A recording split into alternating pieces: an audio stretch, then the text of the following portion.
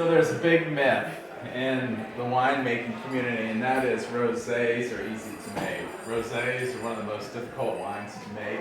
I spend more time on this rosé than you wouldn't believe. In fact, if some of you have had my Vineyards blend, that's a wine that we spend a lot of time doing blending trials, and it's a blend that you'll taste in 2 courses. But we're using multiple grapes and different percentages, and we're trying to get the balance between the acidity and the tannins and the oak, and we're trying to get 3 or 4 different varietals to blend.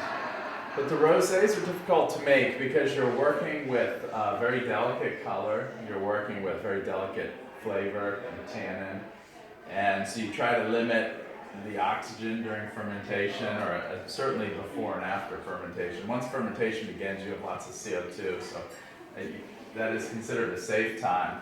But rosés are very delicate, and I actually use 3 grapes to make this rosé. This is from 2015. And we do a process called Signé. It's a French term where we bleed off the red skins.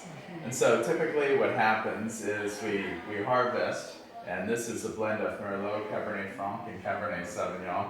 We refrigerate the grapes to about 34 degrees, and then we destem them cold, and it goes into a large stainless steel fermenter, about 1,500 gallon fermenter, along with about 6 tons of must, and must are the whole berries. And we try to keep the whole berries intact. And while the juice sits in contact with the skins, we begin to extract a little bit of color. So I take the Merlot after 24 hours on the skins, and it has a nice deep cranberry color. And I use the Merlot for the fruit, for the approachability, and we remove that juice out of the tank, and then we put it in a separate tank, and we treat it like a white wine, which basically means a very cold, clean fermentation. And then Cabernet Franc as well, but with Cabernet Franc, we leave it on the skins for about 12 hours. So the juice is blonde. And the reason we use Cabernet Franc is because it has great complexity. It has wonderful flavors. So I get sort of a cranberry and strawberry and raspberry. And then we have Cabernet Sauvignon that we bleed off the skins after 12 hours. And the Cabernet Sauvignon brings that really nice fresh acidity.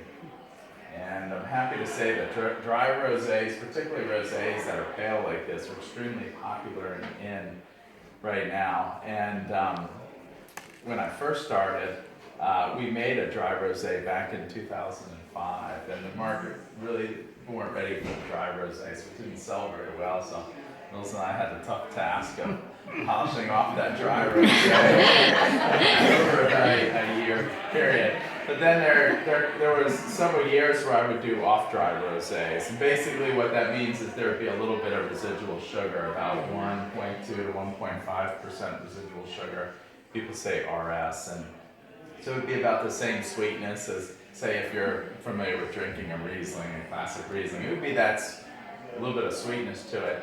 But then in 2015, we decided, after reading the reports and all the promotion on dry rosés, that we felt like the consumer was really ready to start enjoying dry rosés again. And so we made 1,000 gallons of rosé, which typically I usually only make about 300 gallons of rosé. So the good news is we have lots of rosé, and it's sold beautifully. And so the market is really interested in dry rosés. But we chose this wine because we thought it had what it needs to pair with the mullet and with the mackerel. And it was a tricky pairing, but I think this rosé really has a nice balance of acidity and freshness, that it cuts through a lot of the food and it pairs beautifully. So I hope you enjoy it. Thank you.